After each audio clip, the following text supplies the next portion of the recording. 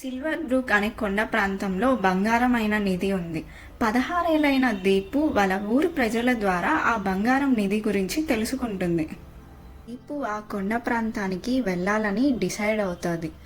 అప్పుడు వాళ్ళ తమ్ముడు అఖిల్ నేను వస్తానక్క అంటాడు.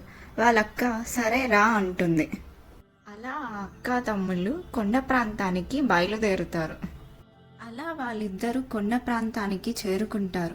దీపు ధైర్యంగా ఉంటుంది, కానీ తమ్ముడు అఖిల్ భయంగా దిక్కులు చూస్తూ ఉంటాడు.